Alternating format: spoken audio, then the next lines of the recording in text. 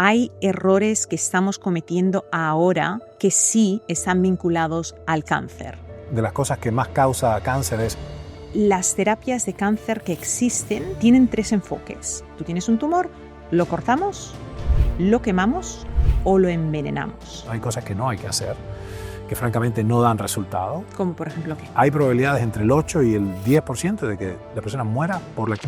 Se han encontrado deficiencias de nutrientes en los pacientes oncológicos. Hay un número específico de micronutrientes cuya ausencia absolutamente causa cáncer. ¿Qué descubrimientos has publicado sobre los tratamientos más innovadores para el cáncer? Pues no solo hay nuevos fármacos, sino también hemos descubierto...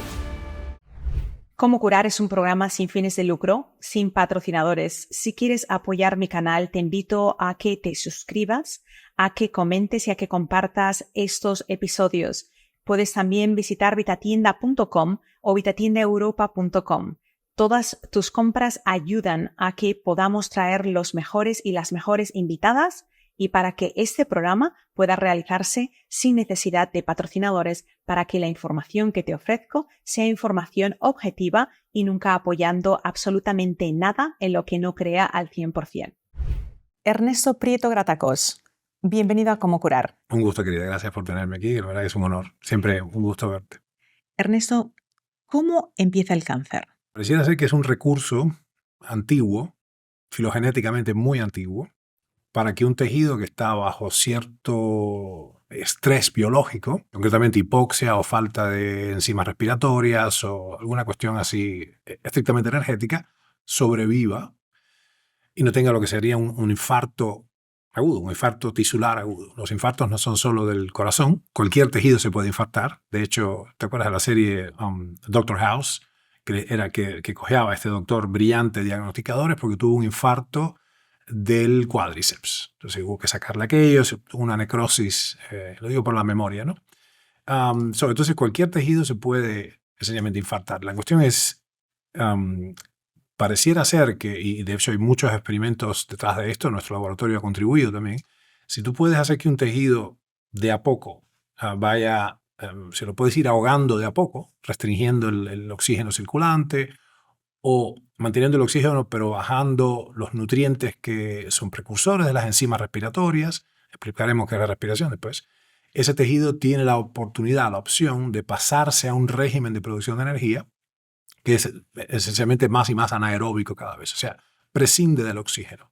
Al hacer esto, estas células ahí implicadas han cumplido un cometido biológico que es sobrevivir a toda costa, pero de esa manera lo que hace es inhibir un proceso específico de anulación, que es la muerte celular programada, la apoptosis.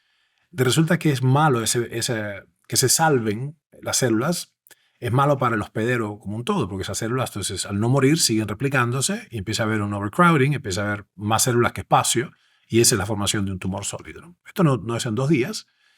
Los tumores tienen una fase avascular previa, mucho antes de ser percibibles y distinguibles físicamente, tienen incluso una década pueden estar en gestación los tumorcitos. Y muchas veces los tumores no progresan. Los tejidos se renuevan, es posible, el sistema inmunitario los alcanza y los reconoce como un tejido ajeno, no yo, y lo degrada, etc. Lo que hemos ganado acá es tiempo para que el hospedero, o sea, la persona o animal que aloja ese tejido, logre reproducirse. Entonces, por eso no tenemos una defensa genética para el cáncer, porque no ha habido una selección natural, porque el cáncer ocurre más allá de la fase reproductiva, en 98% de las veces. Así que estamos lidiando con esto, y mientras más pronto entendamos la verdadera génesis del cáncer, que implica a los genes, por supuesto. Los genes son básicamente switch, ¿no? Es un switchboard, pero no proviene de los genes. O sea, el origen real del cáncer es extracromosómico. Se manifiesta en el genoma, por eso hay varios genes, no sé, BRCA1 y 2, etc. Y P53, hay muchos genes que tienen que ver con, están asociados al cáncer, pero ninguno de ellos es la causa del cáncer. La causa del cáncer viene de afuera del genoma, viene de unas circunstancias hostiles del entorno biológico de ese tejido en particular, y la respuesta adaptativa es tratar de seguir produciendo energía, pero en condiciones nuevas, ¿no? Es decir, Si no se muere el tejido, el famoso infarto del tejido. Por eso no hay cáncer del corazón. Es una observación nuestra de hace más de 30 años. No hay cánceres primarios del miocardio. Una fracción muy pequeña de los tumores descritos son metástasis en el tejido asociado al corazón, pero de otros órganos. En cambio, pero no hay un miocarcinoma, o sea, cardiomiocarcinoma. No hay cánceres primarios y únicos del tejido muscular cardíaco. ¿Por qué? Porque el corazón está continuamente en gestión y no tiene cómo hacer una transición lenta de la respiración a la anaerobiosis. Si tiene una falla, una caída fundamental en la presión parcial de oxígeno, automáticamente tiene un infarto así irreversible. Se necrosa el tejido muscular.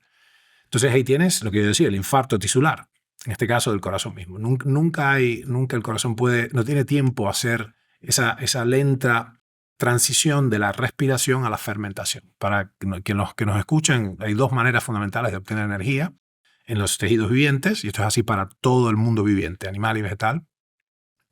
La moneda de cambio en todas las especies vegetales o animales es el ATP, adenosintrifosfato. Es como el Krugerrand, ¿no?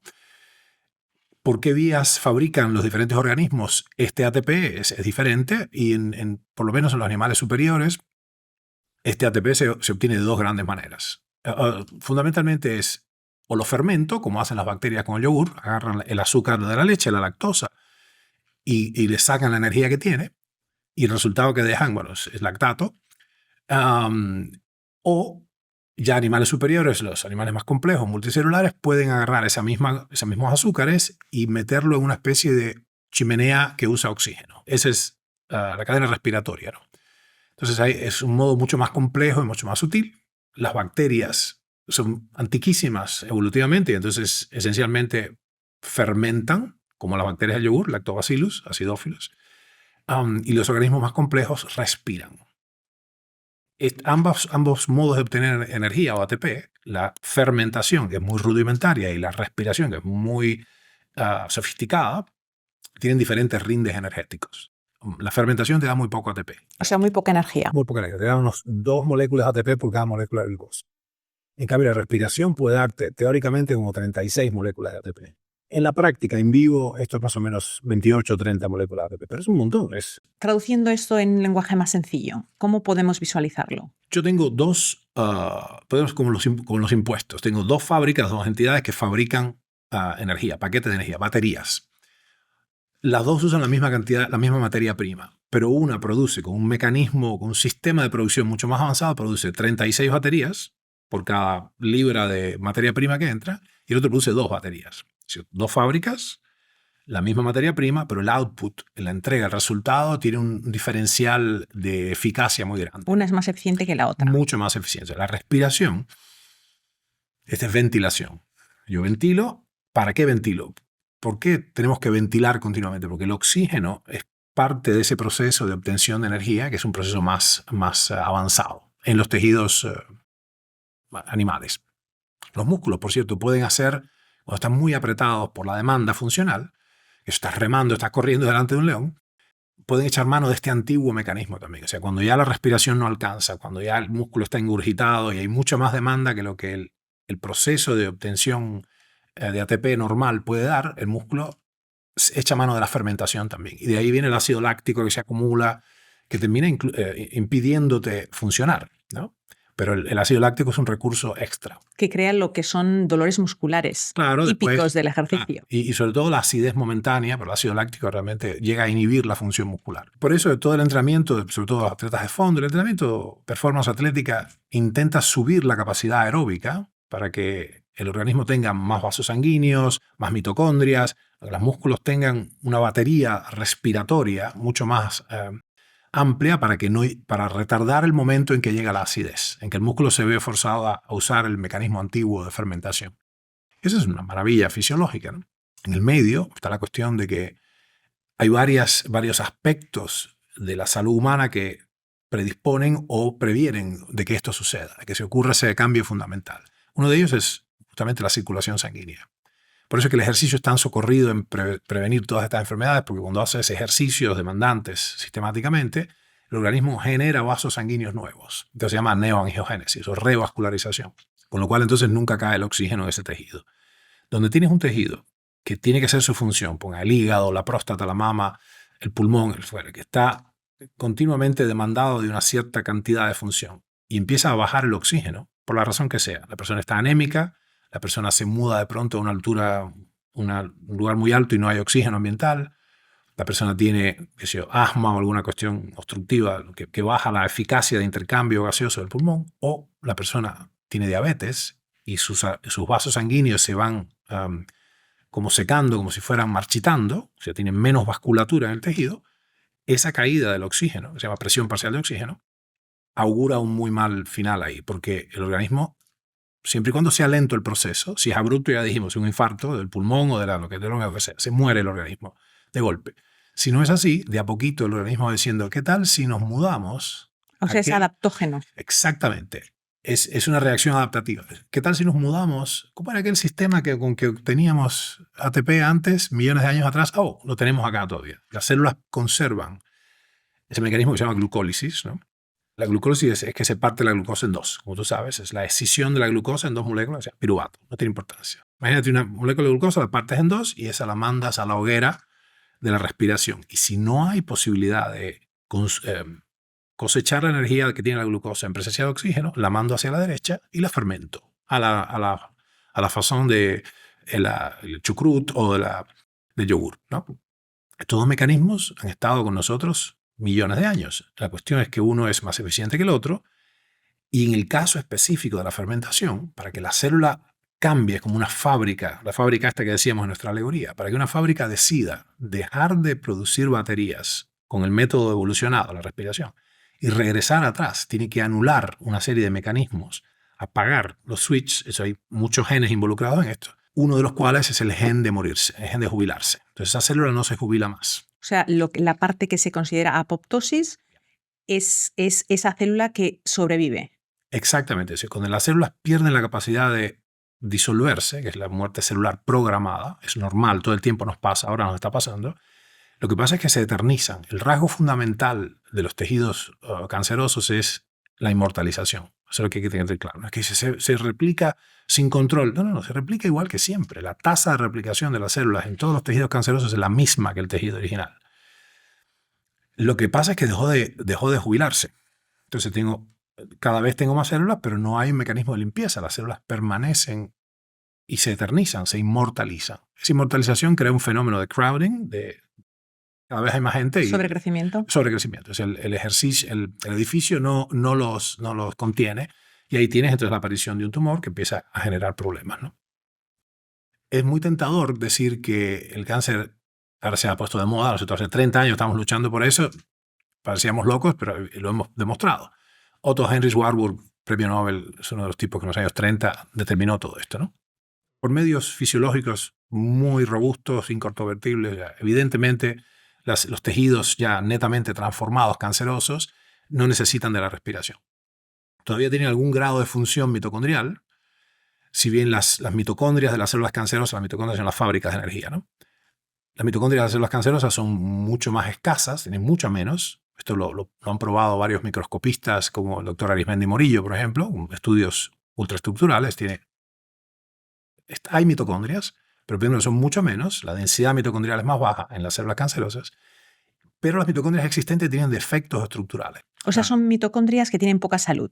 Sí, de hecho son disfuncionales. Y tú lo ves, Warburg lo que encontró es que en una masa de tejido tumoral, células ascíticas, por ejemplo, en cultivo, in vitro, cerradas, que los gases no escapan ni entran, salvo por un manómetro especial que tenía el manómetro de Warburg, y él descubrió que esas células podían tener una gran actividad biológica, replicarse, pero no consumían oxígeno. Que eso es lo opuesto a una célula normal. O sea, claro. Desgranándolo un poco con un lenguaje más adaptivo a nuestra audiencia, estamos hablando de que un cáncer es una célula o un complejo de células las cuales han desarrollado estratégicamente la manera de sobrevivir por mecanismos ancestrales como la fermentación, en lugar de la respiración. Sería como si nosotros pudiéramos vivir con la nariz tapada, pero esas células han aprendido a vivir con la nariz tapada, o sea, no reciben oxígeno, pero hay un mecanismo que es subyacente, que está generalmente descansando, pero en el momento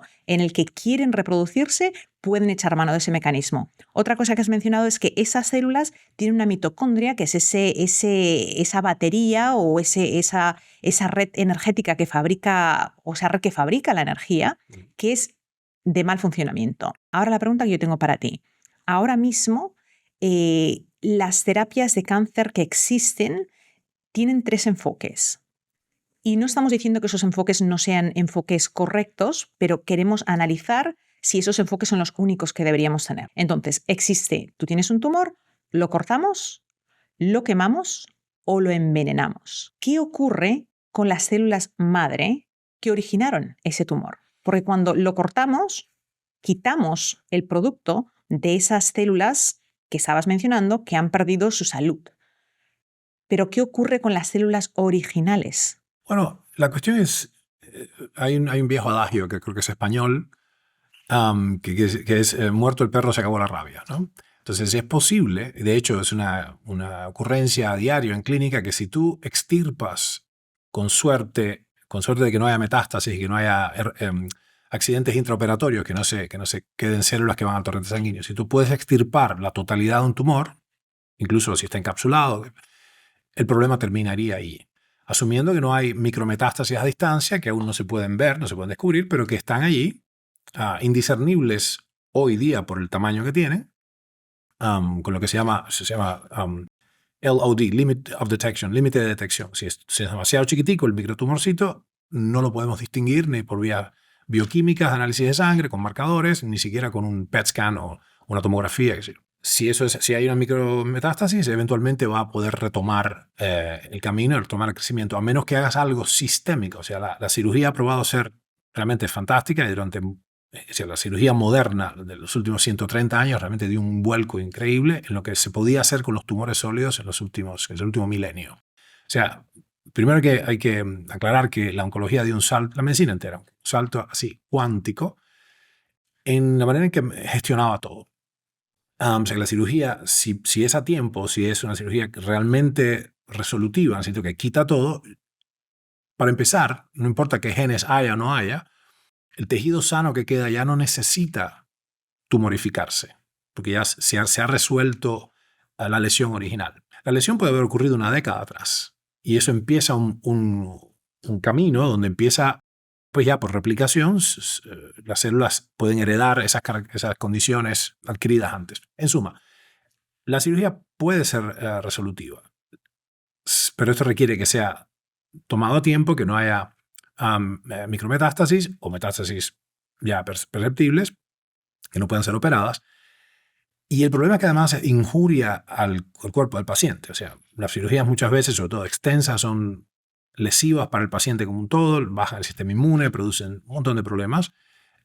Y a menudo ahí lo que pasa es que la cirugía puede incluso incitar el crecimiento acelerado de los pequeños tumorcitos que aún no se habían manifestado. ¿Cómo ocurre eso? Bueno, lo que hemos visto es que los tumores centrales, por una cuestión completamente egoísta e inexplicable desde el punto de vista de la biología del sujeto, pero estas entidades se vuelven como un alien, es una especiación, o sea, una especie nueva. Es como un alien que tiene Totalmente. independencia de todo. Claro, y estúpidamente hace cosas que lo terminan matando, porque matas a los pederos, se muere, no tiene dónde vivir. Entonces, pero lo que pasa es que los tumores ya bien constituidos, vascularizados, segregan, fíjate qué interesante y qué demencial, segregan una serie de factores angiostáticos. ¿Qué es eso? Angiostatina y endostatina son sustancias químicas que limitan el desarrollo de los vasos sanguíneos, con lo cual limitan el desarrollo de sus nietos.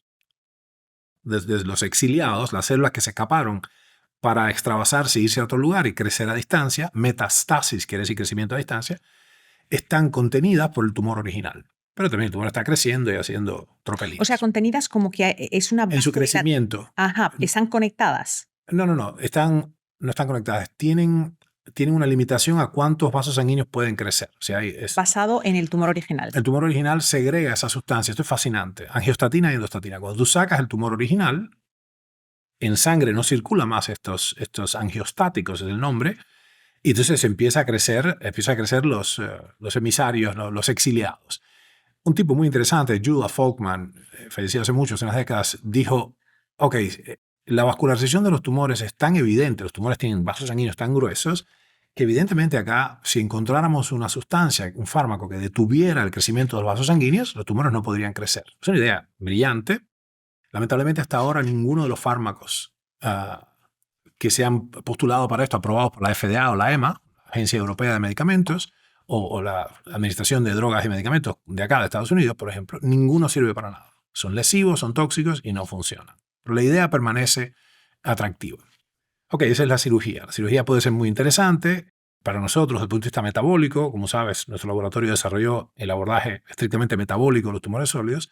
Cuando tú sacas una gran masa tumoral, bajas la carga tumoral de golpe de un día para el otro o de una hora para la otra, es mucho más fácil por vía bioquímica y ya farmacológica lidiar con lo que queda, si quedara algo. Es que la cirugía siempre es una aliada.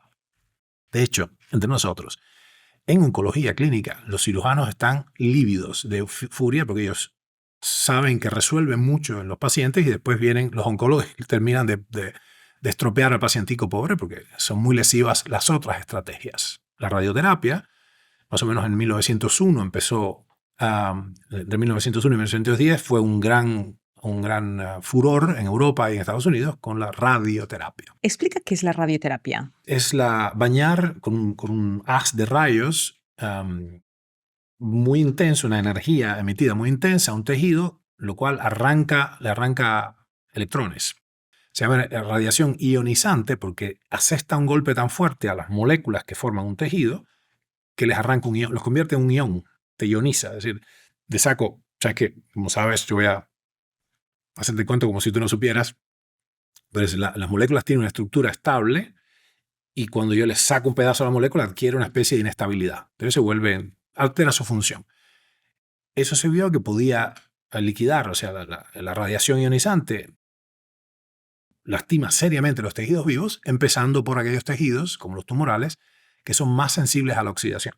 La radiación ionizante es terriblemente oxidativa, al punto que quema. Entonces, lo que se aprovecha es un diferencial, porque los tejidos sanos sufren menos la radiación ionizante que los tejidos tumorales. ¿Es posible hacer una radiación donde ningún tejido que no es tumoral se ve afectado? Bueno, hay algunas estrategias nuevas que son telemétricas, que son unos finos haces que pueden localizar y se ha usado en la próstata, en algunos lugares, el cerebro, en algunos lugares. La verdad es que en términos de tumores cerebrales no funciona, produce un daño tremendo, o sea, no es sustentable.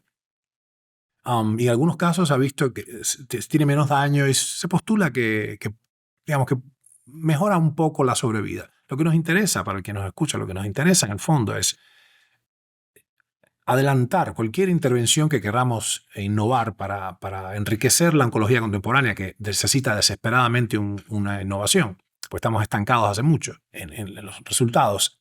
Lo que queremos es avanzar o alargar lo que se denomina la sobrevida global, ¿no? En particular, la sobrevida a 5 años, el 5-year survival rate. En algunos tumores muy agresivos, como el de páncreas, directamente se habla de 1-year survival rate. O sea que es muy difícil. Hemos obtenido un gran avance en leucemias, linfomas, directamente con quimioterapia. Eran uniformemente mortales los linfomas hace 50 años. Y la quimioterapia produjo unos resultados increíbles. Y en otras áreas, la combinación de, por ejemplo, el cáncer de mama, la combinación de una cirugía oportuna, una cuadrantectomía, e inhibición hormonal específicamente ha mejorado dramáticamente la sobrevida quinquenal. O sea que hemos obtenido grandes avances en la oncología clínica en la segunda mitad del siglo XX. Hasta ahí los aplausos.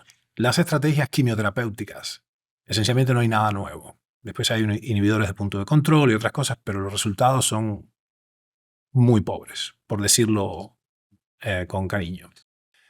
Necesitamos una terapia sistémica, como la quimioterapia, o sea, las terapias físicas, cirugía y radiación, eran todo lo que había hasta 1930, por ahí.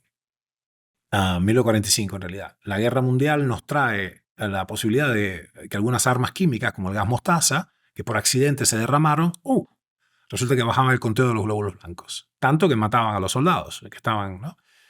Pero alguien muy interesante, Goodman y Gilman, dicen, esto se puede usar, como eran farmacólogos que estaban en el esfuerzo de la guerra, dicen, esto lo podemos usar para la leucemia, caracterizada por un conteo globular altísimo. Y ahí surge la idea de usar fármacos que detengan la replicación celular, que afecten estos tejidos.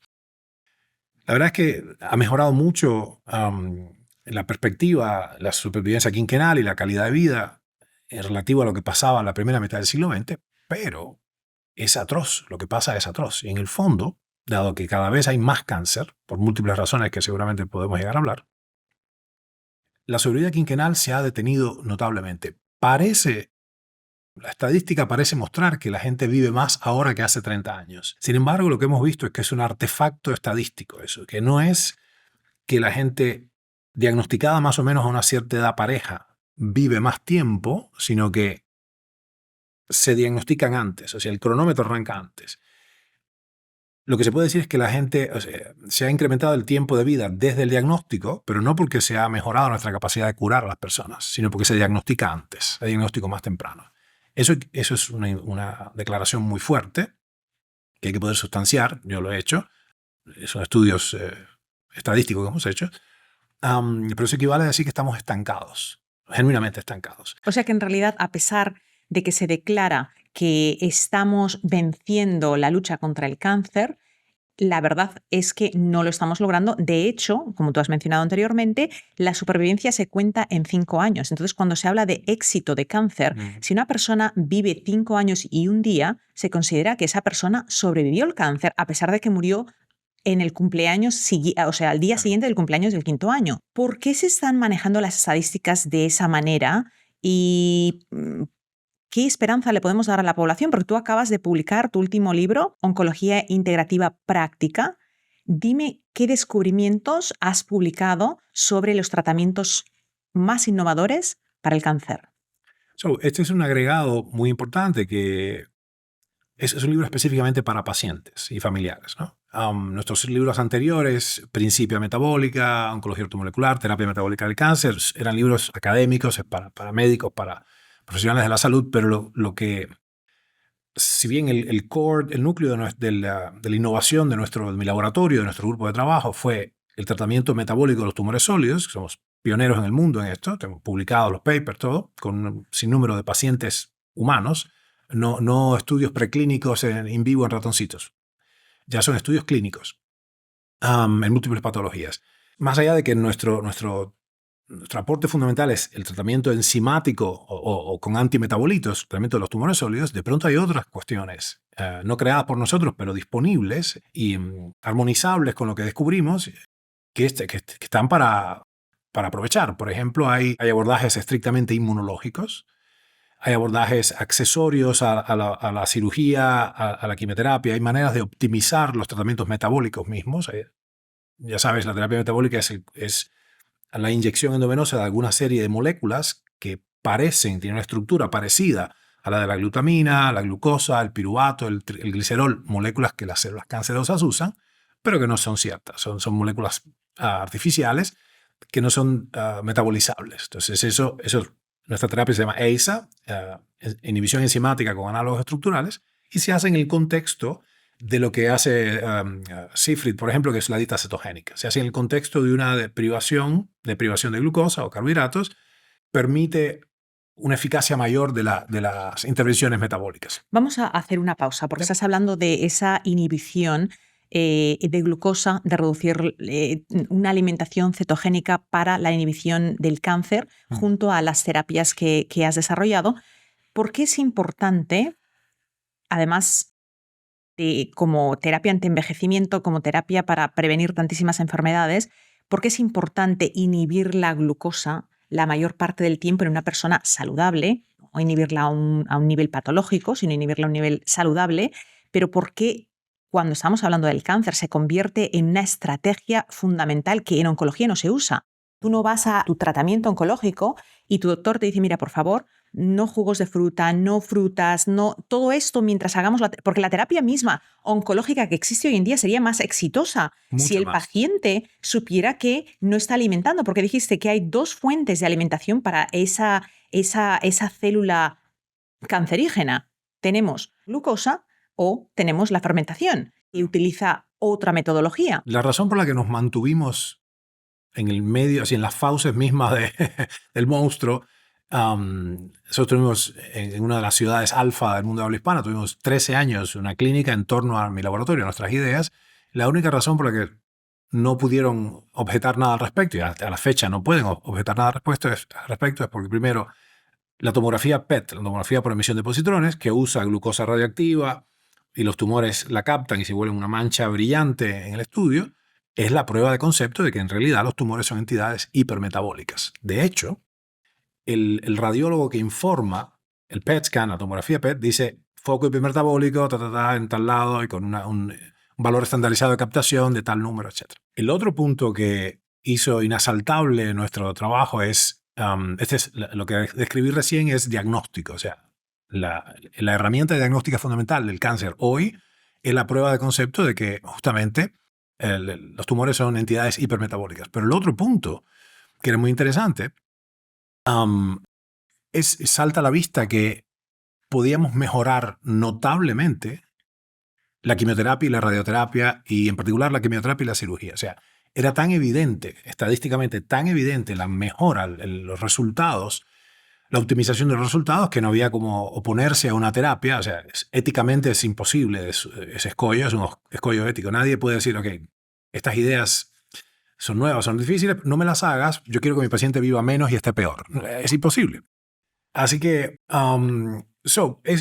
redondeando la idea, si solo lo que vamos a hacer es optimizar los tratamientos existentes, ya todas estas intervenciones se han ganado un lugar en la historia de la medicina y en la práctica. Lo que pasa que, como tú sabes, las dinámicas de distribución de la información tienen su tiempo. Por ejemplo, en 1928, Alexander Fleming, Alejandrito, antes de ser Sir Alexander Fleming, descubre que unos hongos segregan una sustancia que tiene una actividad antibacteriana, y descubren la penicilina nada menos. Desde 1928-29 hasta que se logra, digamos, el empleo masivo de la penicilina, pasó después de la Segunda Guerra Mundial, o sea que ocurrió o hasta el 40, ¿no?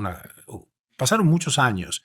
En medio estaban las sulfas, qué sé yo. Es decir, una cosa que se descubre, una intervención que se descubre, tiene su tiempo de dispersión. Por otra parte, estas intervenciones que sencillamente son restrictivas, o sea que no comas carbohidratos, haz restricción calórica, hay que bajar la glucosa. La glucosa es importante y fácil de manipular. La glutamina, un aminoácido, no es fácil de manipular, en particular porque cuando bajas la glucosa todo el tiempo, a expensas de que el individuo pasa hambre y va perdiendo peso, como el ayuno o como la restricción calórica, curiosamente sube la glutaminemia. O sea, cuando el individuo entra en ayuno, baja la glucemia, suben las cetonas y sube la glutamina circulante, con lo cual el tumor se pasa a una vía diferente. Los tumores mayoritariamente glucolíticos se vuelven glutaminolíticos cuando los aprietas durante mucho tiempo despacito. Si tienes dolores que no sentías antes, sientes que tu peso está estancado y te supera la idea de cómo empezar a cuidarte, te invito a que te unas a mi reto de 10 días Renova Detox. Recibirás una lista de más de 100 alimentos aprobados, recetas sencillas antiinflamatorias para desayunos, comidas y cenas, vídeos motivadores exclusivos y acceso a un grupo de apoyo. Entra en vitatienda.com o vitatiendaeuropa.com. Por solamente 10 euros o $10 consigue tu guía y da el primer paso hacia una vida más sana diciendo no a las sentencias médicas. A lo que me estás diciendo es que una célula tumoral o bien consume glucosa o consume glutamina. La glucosa la podemos controlar mediante una alimentación baja en carbohidratos, pero la glutamina se hace más abundante cuando estamos en esa alimentación baja en carbohidratos. Eso parece como una contradicción, como que no tenemos forma de salir. Claro, bueno, de hecho es uno de los, en el fondo es esperable, porque esa es la conducta de todos los sistemas vivientes. Cuando se te traba una vía, tienes la otra. De hecho, la existencia misma del ciclo de Krebs, que hemos hablado antes de esto, es una especie del ojo de Horus, ¿no? Este carrusel increíble de intermediarios moleculares que sucede en el medio del corazón mismo de las mitocondrias, tiene el rol de que si te escasea un producto, te arreglas con otro. Si un intermediario no está muy bien, incremento esta vía y produzco más. O sea, continuamente el ciclo de Krebs, ciclo del ácido tricarboxílico, ácido cítrico, tiene el rol de producir, de reparar las carencias y dar vías accesorias para que el tumor, o la célula, tumoral o no, mantenga su nivel de gestión y de energía y vitalidad. Bueno, o sea que la parte metabólica es al inicio de todo esto, 27 años atrás, nuestro discurso en los medios, en notas periodísticas en la televisión, no existía social media. En ese momento los tumores son ávidos de glucosa, son devoradores de glucosa, porque es lo único que los periodistas me permitían decir. Bueno, la glutamina ya no se entiende. Entonces el azúcar alimenta los tumores y era una idea muy rudimentaria, pero útil, defendible por lo del PET scan, y cuando mostraba los resultados era increíblemente mejor. Fíjate qué incongruencia tan grande. En la quimioterapia, que la quimioterapia tiene claramente un margen de eficacia, hay que reconocer esto. El problema que tiene es que es tan tóxica que tiene un límite, ¿no? Un upper dose. Entonces tú puedes dar una cierta dosis limitante o matas al sujeto. Esto se conoce como índice terapéutico, es el grado de seguridad de una sustancia. Pero fíjate interesante, si yo puedo simultáneamente hacer que el cuerpo lo resista mejor y que sea más eficiente esa quimioterapia, tengo el doble de resultados, el doble. O sea que simplemente mediante cambiar la alimentación en una persona vamos a hablar de un tratamiento oncológico metódico que existe hoy en día, quimioterapia. ¿Ese paciente debería estar comiendo lo que sea? No debería estar comiendo lo que sea, sino que una cuestión, dos de hecho, cuestiones así, errores garrafales son: puedes creer que las premedicaciones de la quimioterapia se dan no en suero fisiológico, sino en glucosado. En la sesión de quimioterapia le mandan un suero de 1,5 litros de glucosa, de suero glucosado al 5% al pobre pacientico. O sea que le estamos dando alimento, veneno con alimento. Directamente alimentando. Cuando las células cancerosas se ven enfrentadas a una injuria importante farmacológica, como la quimioterapia, ciclofosfamida, irinotecan, lo que fuere, las drogas clásicas, la célula incrementa, se pone ese zafarrancho de combate e incrementa sus necesidades energéticas. Adivina qué necesita: mucha glucosa. Y se lo estás poniendo, se lo estás dando en compota al bebé con cucharita. La primera cosa es que hay que eliminar los azúcares del tratamiento mismo, número uno. Lo otro es: las restricciones dietéticas no se pueden hacer ni en todas las personas. Hay un tercio de la población de pacientes oncológicos que no tolera restricción alimentaria porque básicamente tienen caquexias, tienen una dificultad energética muy grande. ¿Puedes explicar qué es una caquexia? Caquexia es un estado de emaciación del cuerpo, una pérdida de masa, de biomasa, músculos, tejidos orgánicos, grasa, piel. La persona se queda... O sea, no sarcopenia, sino una pérdida como una sarcopenia, pero en todo el cuerpo. De todo el cuerpo. La caquexia es un decremento de la biomasa, nuevamente en todas las partes, incluyendo la médula ósea, todo. Y eso lo vemos en pacientes oncológicos cuando van a morir, que casi siempre pierden, se adelgazan, quedan pequeñitos. Sí, eso es tremendo, y además se conduce a una de las importantes causas de mortalidad, que es la falla multiorgánica. Quiero hacer un pequeño paréntesis, que es un tema fascinante, pero yo trato de tener un abordaje práctico. Bueno, ¿qué es lo que mata al paciente oncológico? Puedes creer que la mayor cantidad de factores de mortalidad no tienen que ver con el cáncer mismo. Tienen que ver con problemas cardíacos, falla cardíaca, tienen que ver con infecciones. El paciente se queda sin sistema inmune porque la enfermedad lo inmunodeprimió o porque la quimioterapia lo inmunodeprimió. Quimioterapia es tremendamente cardiotóxica, por cierto. Por anemia líquida, también la quimio. Y también a veces es, de hecho, la tercera causa de muerte en el paciente oncológico. Nuevamente, causas de muerte que no tienen que ver con el tumor mismo. Son los eventos trombóticos, son los coágulos. También producidos en parte por la enfermedad, en parte por los tratamientos.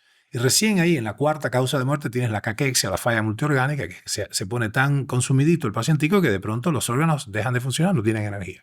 Así que hay un límite a las intervenciones estrictamente metabólicas que puedes usar. No es que la dieta cetogénica es la panacea universalis y eso es, digamos, ese criterio no es correcto. Yo estoy ahí francamente en contra de la idea de la declaración universal y generalizable de la dieta cetogénica como el recurso fundamental del cáncer, ¿no? El end all be all, ¿no?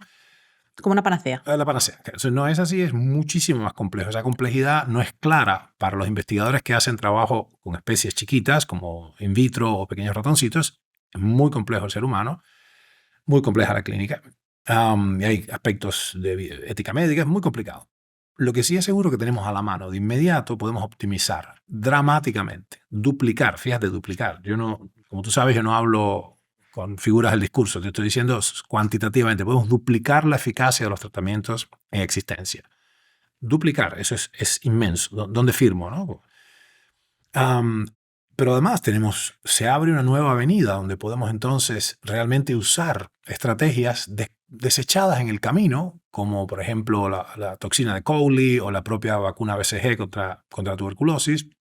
Son estrategias proinmunes, no muy atractivas para la industria farmacéutica porque no son patentables, ya están hace mucho en el acervo popular. Las toxinas de Cowley son unos bacterias, son toxinas bacterianas, de estas bacterias que causan la erisipela y que generan pus, hereditas cualquiera, bacterias que están en la pierna de cualquier chico, ¿no?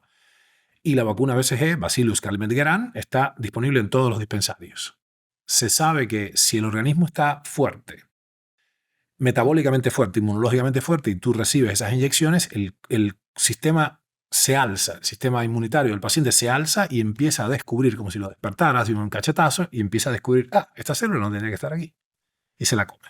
Así que se puede estimular al sistema inmune para contribuir a esta contienda contra las células tumorales que, pobrecitas, cumplían un rol. Ellas querían salvar al tejido de la próstata, de la mama, del pulmón o del hígado, de lo que fuere, para que no tuvieran una necrosis aguda, allá lejos y hace tiempo. Así las cosas.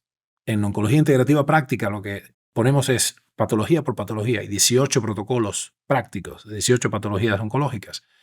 El paciente lo que puede hacer es, en combinación con su médico o sus terapeutas, decir, bueno, ¿qué es lo que puedo usar de todo lo que existe que funciona, aunque no sea redituable para la industria, que me funciona a mí de manera segura, efectiva, no tóxica? ¿Cómo puedo optimizar los tratamientos existentes? En muchos casos hay cosas que no hay que hacer, que francamente no dan resultado. ¿Como por ejemplo qué? Y quimioterapias de tercera línea son un manotazo de ahogado que lo hacen porque yo entiendo la desesperación de los médicos, no sabiendo otra cosa, no teniendo otra opción. Bueno, te voy a dar esto, que las probabilidades de que te produzcan remisión tumoral son remotas, pero frente a nada, algo es algo. 2-3%. Coco. La Asociación Norteamericana de Médicos Radioterapeutas, los que hacen radioterapia, publicó hace unos pocos años un metaestudio, un metaanálisis muy profundo, muy copioso, de cuál es la contribución, escucha esto, la contribución de la quimioterapia a la supervivencia quinquenal de los pacientes. Explica qué es la supervivencia quinquenal. Es cuánto tiempo sobrevive un conjunto de pacientes de características iguales, pacientes, por ejemplo, de cáncer de estómago, desde el momento del diagnóstico. ¿Vale? Entonces hay diferentes, dependiendo del estadio, la duración, hay varias cuestiones que afectan a la prognosis, cuánto se supone que podría llegar a sobrevivir el sujeto, ¿no? Mientras más avanzado está el cáncer, más corta es la prognosis, el porcentaje de personas que aún vive a los 5 años del diagnóstico.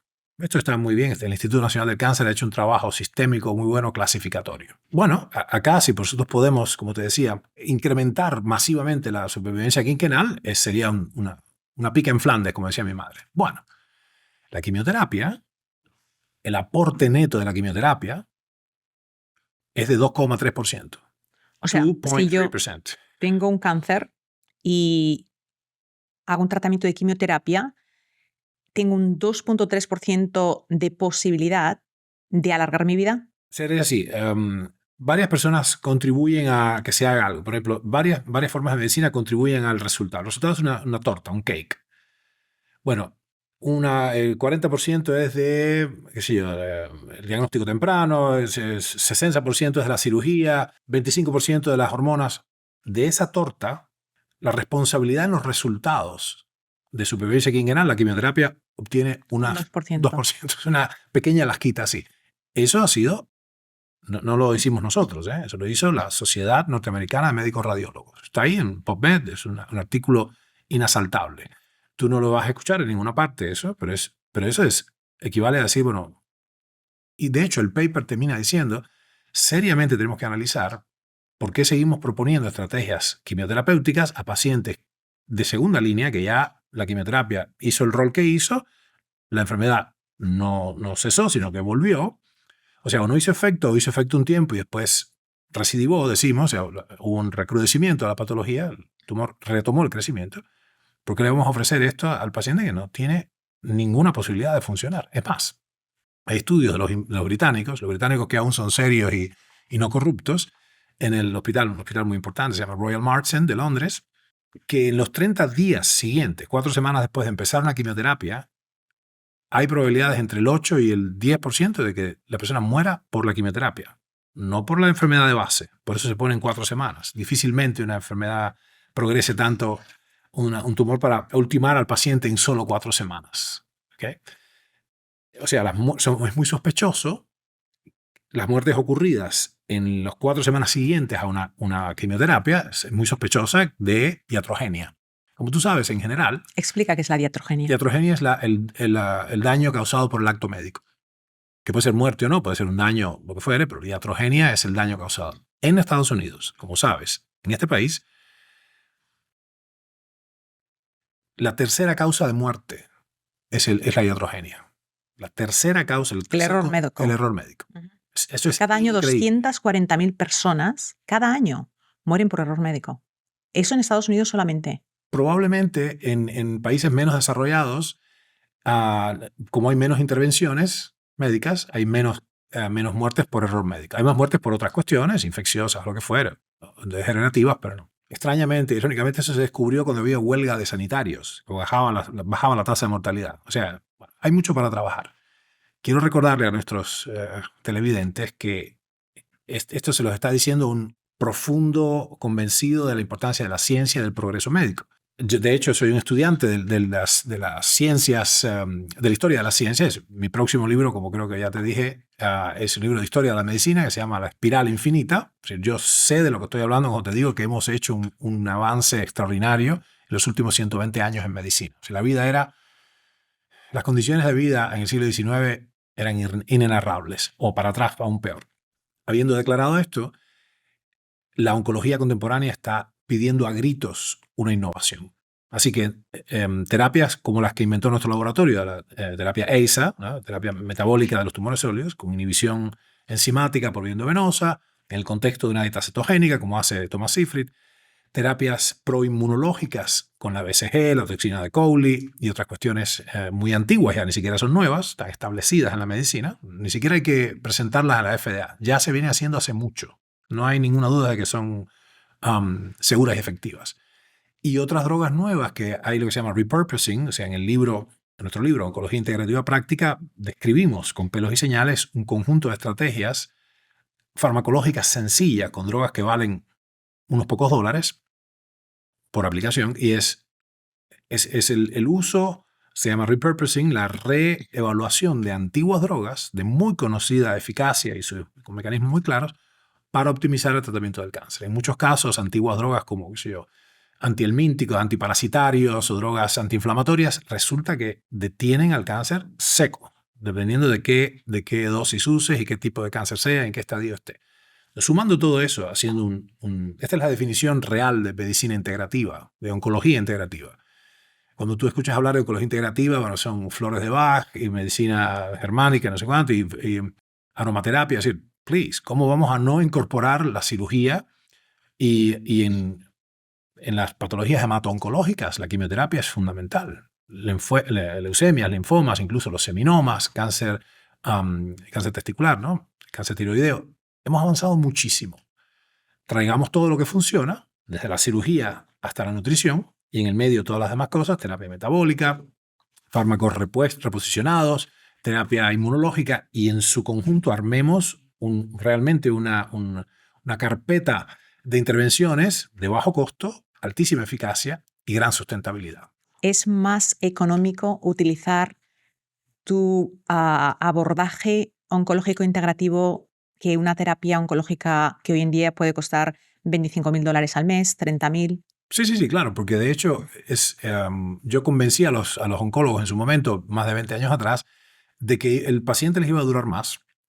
Iban a tener menos internaciones, menos problemas accesorios, era mucho más sustentable, iba a ser mucho más eficiente. Los convencí económicamente. El cliente te va a durar más, les dije. Oh, encantados. Pero se entiende, en realidad estoy quizá exagerando. Hay infinidad de médicos, casi todos amigos míos son médicos, son personas abnegadas y lo que pasa es que están cerrados. Humanamente están en el camino correcto. Incluso personas con inclinación espiritual. Humanitarios, pero están cerrados y no entienden, no saben, no conocen algo mejor, ¿no? Entonces es muy importante traer todas estas cuestiones que bajan, como tú has dicho, baja el costo humano y el costo económico de todo esto. Claramente más costo efectivo tratarlos integrativamente que tratarlos con un martillo, ¿no? Mi maestro decía, cuando la única herramienta que tienes es un martillo, todos los problemas lucen como cabezas de clavo, entonces martillas todo, ¿no? Claramente ya la evidencia publicada, como tú sabes, nosotros no podemos manejarnos con nada que no sea evidence-based medicine, ¿no? Medicina basada en la evidencia. Aquí hay un truco, hay una trampa. Claramente, que voy a describir en un minuto, claramente la evidencia es abrumadora de que estas intervenciones son profundamente eficaces y son costo efectivas y además son sustentables. Preservan la salud de los pérdidos. O sea, no, como sabes, muchas veces en el cáncer se obtiene una victoria pírrica, ¿no? Es decir, donde los dos ejércitos se destruyen. O sea, gané yo, pero los dos estamos muertos. Entonces, típicamente, es una frase espantosa, pero muchas veces se da. La operación fue un éxito. Lamentablemente, el paciente no sobrevivió. Técnicamente, la operación fue un éxito. Y eso lo he visto infinidad de veces. La quimioterapia resulta ser rotundamente efectiva, no quedan células visibles y en 2 o 3 semanas la persona fallece de sepsis, o sea, infección generalizada, o tromboembolismo pulmonar, o falla cardíaca, o anemia irremontable, o sea, no produce más, se queda exangüe, sin sangre la persona. Exangüe quiere decir eso, yo no sabía. Y entonces es un éxito técnico la terapia, pero el paciente no vive más. O sea, realmente es alucinante, ¿no? No puedo creer que esté así la medicina hoy día. El problema que mencionaba ahorita es que si yo quiero hacer evidence-based medicine, necesito seguir unos pasos. Una pauta. Claro. Entonces necesito generar estudios preclínicos, in vitro, después necesito estudios en modelos animales, después necesito un estudio clínico, eso es complicadísimo. Para que tenga una idea de nuestra audiencia, para probar una nueva droga, necesitas algo así como $1.000 millones. Y entre 10 y 15 años, el trabajo que toma todos los pasos, lo que exige la FDA aquí, de FDA, o la EMA, o cualquier otra entidad parecida en Japón o Alemania o lo que fuere, no lo puedes saltear. Entonces el proceso toma entre 900 y $1.000 millones y entre una década y 15 años. De todos esos procesos que ahora están ocurriendo, apenas un 1 o 2% de las drogas logran la aprobación de la FDA. Imagínate qué costo, el 98% de estos intentos queda en la nada. Entonces hay una dificultad muy grande en generar evidencia, porque hacer un análisis clínico y escribir un paper o 10 sobre eso cuesta literalmente cientos de millones de dólares. Yo había hecho un ejercicio con mis colaboradores y bueno, supongo que queremos hacer un estudio sobre la influencia de la vitamina D en el tamaño de la masa encefálica a 10 años. Okay, tenemos que reclutar las personas, tener un conjunto de personas que llaman y que llevan los 60 personas trabajando en eso. Tenemos que conseguir los análisis de sangre. Entonces, calcula, son 1.000 individuos que se hace un análisis de sangre semestral, porque ya tienes 2.000 análisis anuales por 10, bueno, ya tienes. Entonces son 20.000 análisis, todos esos son números. Y la vitamina D tienes que repartir. Bueno, cuando hicimos ese simple análisis, un estudio sencillo en 1.000 individuos, una década, nos eran como $70 millones de costo. Un simple estudio de la vitamina D, que es un nutriente, y un simple endpoint, que es ver si baja o no baja si mejora la masa encefálica o no. Entonces estamos en un aprieto. ¿Cómo se resuelve eso? Yo pienso que se resuelve con guerra de guerrillas. Es decir, que los médicos que están haciendo, los médicos funcionales, los oncólogos despiertos, la gente que está trabajando en la trinchera con los pacientes, pueden incorporar de inmediato estas terapias que ya se han estudiado hace mucho. El repurposing es la clave. Son terapias que ya están aprobadas para otro uso y hacer un empleo off-label, es el nombre técnico. Que se hace todos los días. Todos los días. La aspirina, por ejemplo, hoy día se usa para eso cuando se aprobó para otra cosa, ¿no? La única ruta que yo encuentro es esa, que una miríada de individuos, no un instituto o un centro como lo hizo mi laboratorio en su momento, sino 1.000 o 10.000 terapeutas que están dispersos por el globo, vayan documentando el uso de estas intervenciones de probada inocuidad, digamos, ya se sabe que son inocuas, se sabe que son efectivas, y entonces las van incorporando y vayan generando de a poco la evidencia científica, y en algún momento teníamos que hacer un estudio multicéntrico y empezar a aportar esto, ¿no? Se puede hacer, se puede publicar científicamente. Yo he publicado muchos papers en open source, lo que se llama, que el costo es para el autor. O sea, el instituto que publica un paper, cuando mi laboratorio publicó el paper sobre el rol de la fiebre, el rol inmunoagónico de la fiebre, en otras palabras, que la fiebre ayuda a curar, por eso no hay que inhibir la fiebre con paracetamol y otras cosas, todos los costos los tuvo mi laboratorio, todos. Los costos de investigación, los costos de publicación, todo. Después el lector lo lee gratis, que está bueno, se llama open source. Pero bueno, es una forma más cara de hacer ciencia y el problema está en que la nueva ciencia es difícil de sufragar también, porque requiere los laboratorios científicos, operan con grants, con, ¿cómo se dice? Con donaciones. Donaciones y alocaciones de recursos del Estado. Entonces tienes que plantear, o de la industria, claro. Entonces tienes que garantizar de alguna manera algún viso de probable renta económica al final del camino, una década hacia adelante. Esto es muy difícil. De hecho, hay una gran corrupción en la ciencia, en oncología, porque básicamente, al no haber nada nuevo, ellos empiezan a inventar directamente que hay una cosa que va a ser revolucionaria, que hay una gran ilusión, una gran esperanza, porque necesitan más fondos, necesitan más grants, necesitan más becas y donaciones y qué sé yo, para mantenerse trabajando. Entonces publican y publican papers que no van a ningún lado. Ellos están perseguidos por una cuestión que se llama publish or perish, como tú bien sabes, publicar o perecer. Si un grupo de científicos no publica sistemáticamente por año artículos científicos, les decimos, usted se está echando fresco. Le sacamos el tenure, le sacamos su nivel salarial. Así que estamos apretados entre una roca y un lugar sólido, entre la espada y la pared, porque la ciencia está corrupta y se ha estancado. En oncología no hay nada nuevo hace mucho. Y aquello que sí funciona, que es promisorio, que podríamos en realidad revolucionar con la ciencia ya existente, práctica clínica, está esencialmente despreciado por los médicos y por las autoridades y por los farmacéuticos, porque ellos no ganan con eso, ¿no? Bueno, esperemos que esto sirva ahora con social media, con las nuevas cosas como este espacio.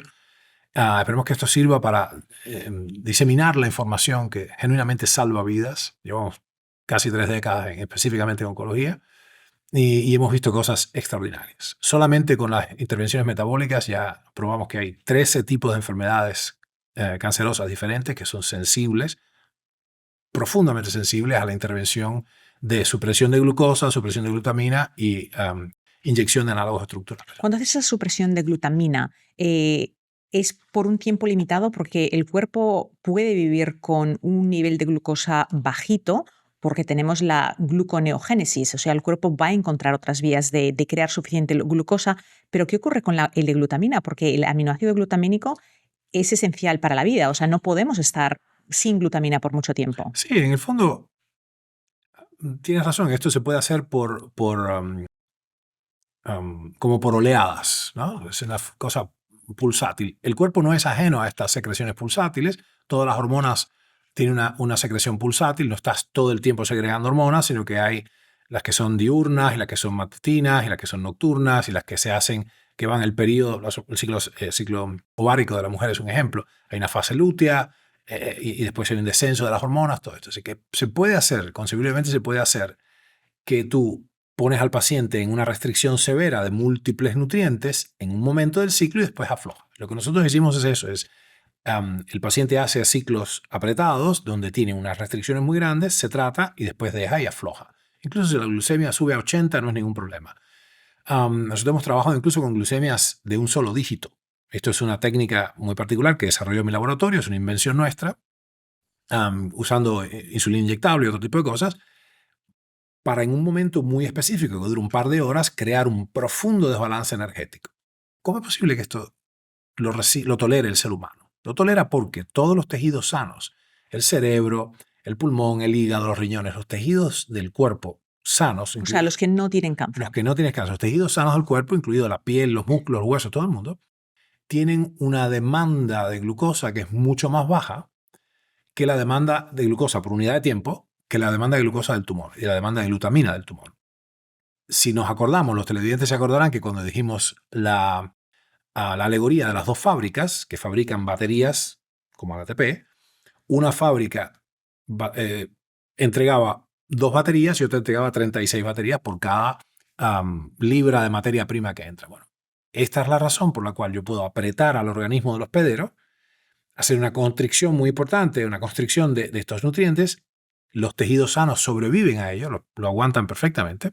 Por ejemplo, en el caso específico de los tejidos sanos, aunque yo tenga glucemias indetectables, estoy hablando de glucemias de 1 o 2 miligramos por decilitro, eso no se creía posible. Como tengo muchos cuerpos cetónicos, como tengo el otro combustible, el que viene de las grasas, las células sanas pueden vivir de eso. De hecho, el cerebro consume preferencialmente las cetonas, no la glucosa. Si el cerebro puede escoger entre cetonas, cuerpo cetónico y glucosa, se tira hacia la derecha. Entonces, es una cosa increíble que todo el mundo puede comprobar. Cuando haces un ayuno de 5 días, piensas como nunca en tu vida. No te duermes, no cabeceas, descubres, puedes sostener la conversación. El cerebro funciona mucho mejor con cetonas que con glucosa. Pero la glucosa está acá, es un mal necesario. Las células comprometidas, el tejido canceroso no. Tiene un ritmo de gasto energético inmenso y no puedes, un poco como los atletas de la NBA que están acostumbrados a gastar $67,000 en una noche en un bar, que ganan millones y gastan millones por semana, y el individuo que tiene un trabajo que gasta menos. Entonces tú puedes, si de pronto tú cortas el flujo de dinero, el individuo que gasta menos, que vive compensadamente, sobrevive, y el atleta de la NBA quiebra y se presenta Chapter 11, ¿no? Se presenta en bancarrota. Ese mismo criterio, esa asimetría, nosotros lo describimos como una asimetría funcional. Le llamamos delta, el delta funcional. Es decir, la diferencia de avidez de nutrientes y la diferencia de necesidad energética entre el tejido canceroso y el tejido sano. O, by the way, es exactamente igual con las bacterias. De hecho, como tú sabes, yo vengo avisando hace más de 20 años que viene una época en que los antibióticos ya no van a hacer efecto. Ya viene declinando así la eficacia de los antibióticos. Yo le digo el ocaso de los antibióticos. ¿Por qué es relevante esto? Porque solo la gente va a empezar en unos años más vamos a estar al mismo nivel que en 1930. No hay antibióticos eficaces. Las bacterias van a estar rampantes. Hete aquí que las terapias oncológicas básicas son todas inmunosupresoras. Entonces, un paciente oncológico termina la quimioterapia y se queda absolutamente inerme contra las bacterias oportunistas. Hoy día, la solución al paciente oncológico, la solución momentánea al paciente oncológico que se infecta, son los antibióticos. Y cuando no funcionen más los antibióticos, estamos a 7 años de eso, ¿no?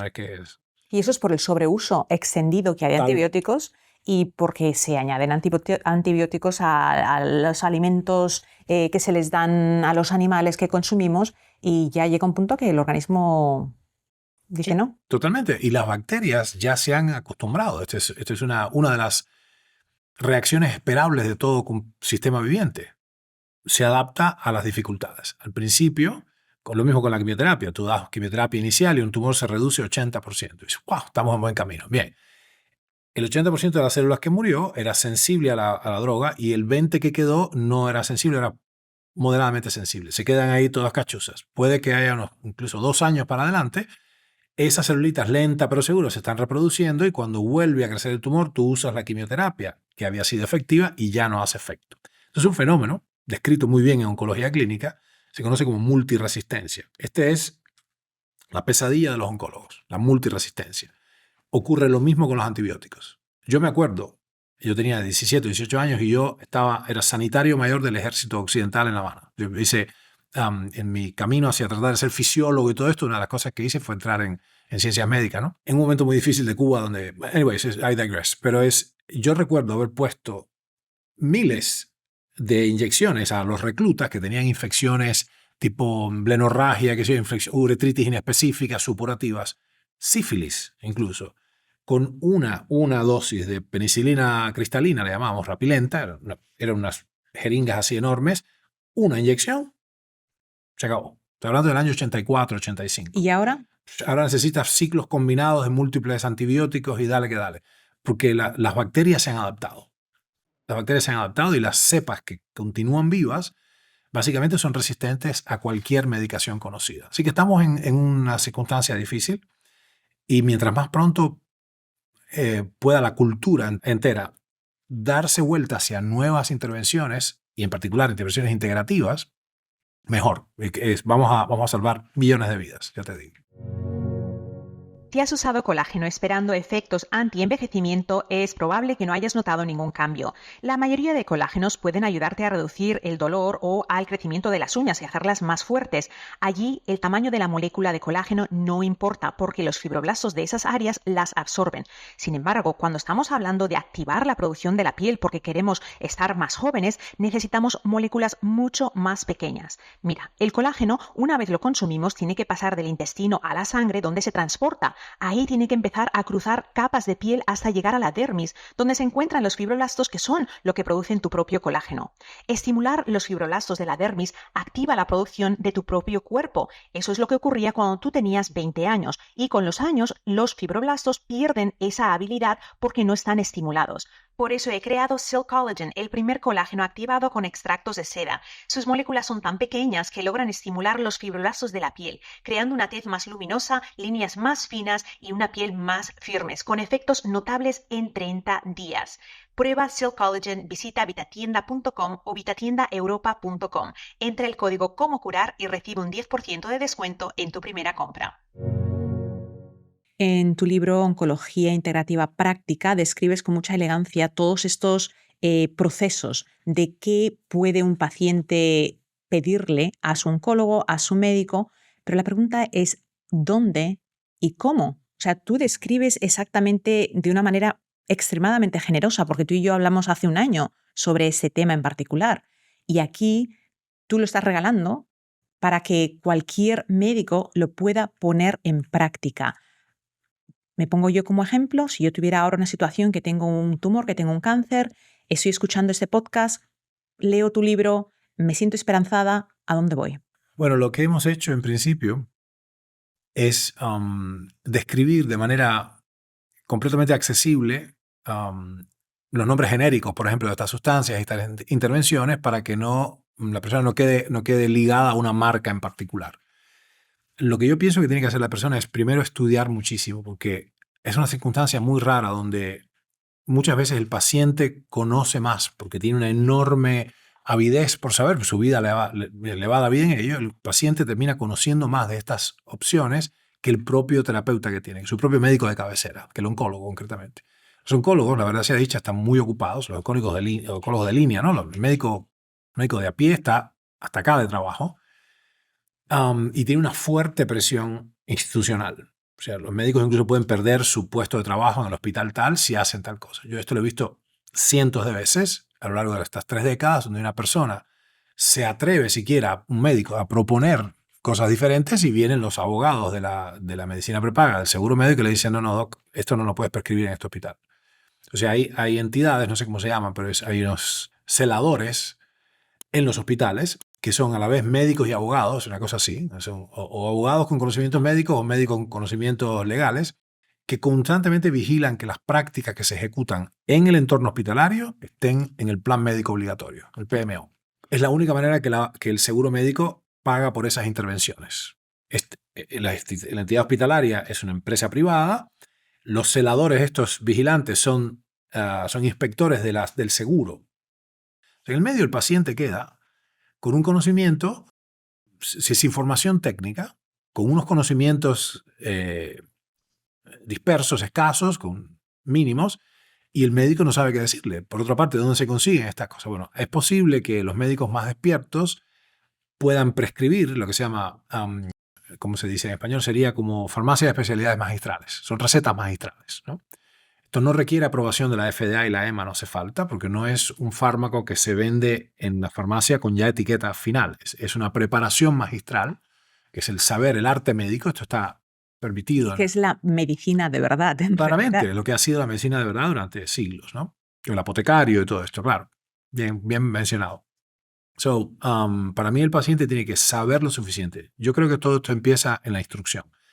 Que el paciente y sus familiares, su entorno, comprenda y estudie lo suficiente como para tomar acciones racionales. Una cosa tan sencilla, por ejemplo, como te dije, lo de la glucosa. Negociar con el médico es muy sencillo. Por favor, a ti no te cambia nada. Ponme suero salino en la premedicación de la quimioterapia, no me pongas glucosa, número 1.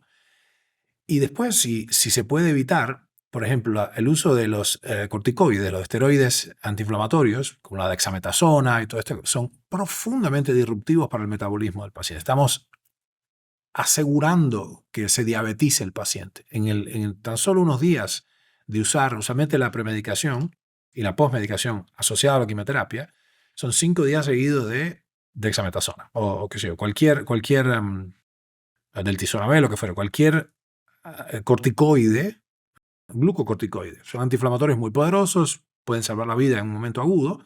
Pero tenemos que aclarar que elevan la glucosa en sangre. Entonces La duplican. están alimentando el tumor. O sea, hemos dicho, para recapitular, que cuando un paciente está recibiendo un tratamiento de quimioterapia, y aquí no estamos discutiendo la efectividad de la quimioterapia, pero tenemos que señalizar que el suero que se utiliza, en lugar de ser un suero salino, ha sido que es un suero con 5% de glucosa. Sabemos, la ciencia lo ha demostrado, de hecho, un PET scan es exactamente inyectar intravenosamente glucosa con una sustancia radioactiva que automáticamente en circulación va donde el tumor, porque los tumores, en lugar de tener 2 receptores de glucosa, que es lo normal en una célula, tienen 40 o más, hasta 46 se han visto. Entonces ya sabemos que el azúcar, la glucosa es un alimento, pero es incoherente que te pongan un goteo con una sustancia que se supone que te va a ayudar, o sea, esa quimioterapia, mezclada con el alimento que hace que el tumor se duplique o se multiplique. Sí, es clarísimo. De hecho, hay varios laboratorios, además del nuestro, que ya han probado independientemente que la eficacia de la quimioterapia es sustancialmente mayor, pero no 20%, es el doble, sustancialmente mayor en condiciones, si se recibe en condiciones de restricción calórica severa. Directamente ayuno o restricción calórica. Y la evidencia es tan sólida y cuesta tan poco que yo no me explico a estas alturas por qué no es esto un reguero de pólvora, ¿no? ¿Por qué no es una revolución en los wards oncológicos? Por ejemplo, nosotros, Dari, mi esposa y yo hemos reunido información documental del el impacto del ejercicio físico en el outcome, o sea, en la calidad de vida, en la eficacia de los tratamientos y en la sobrevida quinquenal de múltiples cánceres. Está llena de literatura científica. La literatura científica está llena de ejemplos del efecto beneficioso del ejercicio. No hay un solo hospital oncológico que tenga un departamento de terapia física. Not one, ni uno solo. Lo cual es ridículo, porque eso cuesta poco y nada. Si usted hace esto, usted tiene que hacer este. Si el ejercicio es una forma de medicina, dije yo desde el inicio, entonces ustedes, los médicos, le hablo a mis médicos, ustedes tienen que prescribir el ejercicio. Ah, claro, es una receta. En oncología, la verdad sea dicha, es muy complejo. Yo puedo decir, el ejercicio es buenísimo, fantástico, pero la persona tiene metástasis óseas, tiene fracturas patológicas, puede tener un portacáteter, puede tener una sutura en la cabeza, puede tener una bolsa de colostomía, puede tener ascitis. Es muy compleja la oncología clínica. Por eso el libro es tan socorrido, nuestro libro, tan importante. Pero la verdad es que para un oncólogo eso es todo, ya sabe. Puedes compartimentalizar y hacer una receta para cada subfenotipo, para cada subtipo de los pacientes. Esas cosas, esas medidas de tan fácil aplicación, mejoran infinitamente la sobrevida, la calidad de vida y la eficacia de los tratamientos. O sea, el tiempo sin, lo que se llama el tiempo sin disease-free lapse, es decir, el tiempo en que tarda en volver la enfermedad. Esto es infinitamente productivo y rentable para los hospitales, los pacientes, para todo el mundo. Por alguna razón, pienso yo cultural, esto no es mandatorio. ¿Tú crees que quizás el status quo también juega un papel importante? Por ejemplo, la vitamina C, ácido ascórbico, tú eres un gran fan del ácido ascórbico, se sabía 50 años antes de que se pusieran limones y limas y naranjas en los barcos de los marineros que cruzaban el Atlántico para venir a este país, se sabía que era la falta de vitamina C lo que creaba escorbuto. Se tardaron más de 50 años, a pesar de que la evidencia estaba, que había científicos que lo habían documentado, en que se convirtiera en una costumbre algo tan fácil como poner limas, limones y otros alimentos que tengan vitamina C que se pueden conservar. Dime cómo el status quo en nuestra era moderna, dentro de la oncología, dentro de la medicina en general, está jugando un papel terrible. No es nuevo, es el problema. De hecho, uno de los, el pionero de la quimioterapia, Farber, ¿no? El pionero de la quimioterapia fue, de hecho se llama quimioterapia porque todas las soluciones anteriores eran físicas. La cirugía y la radioterapia eran cosas físicas y puntuales, ¿no? Como focalizadas. Y la quimioterapia apareció como una nueva y esperanzadora circunstancia que movió mucho la aguja, como ya establecimos antes. Ayudó mucho a muchas patologías. Y ese hombre fue, durante una década, fue vituperado, ¿viste? Exonerado, execrado por la profesión. Le decían matasanos, de todo. Esto no es nuevo. O sea, hay un librito maravilloso de los años 60 de Thomas Kuhn, un historiador de la ciencia, sé que conoces, que se llama La estructura de las revoluciones científicas.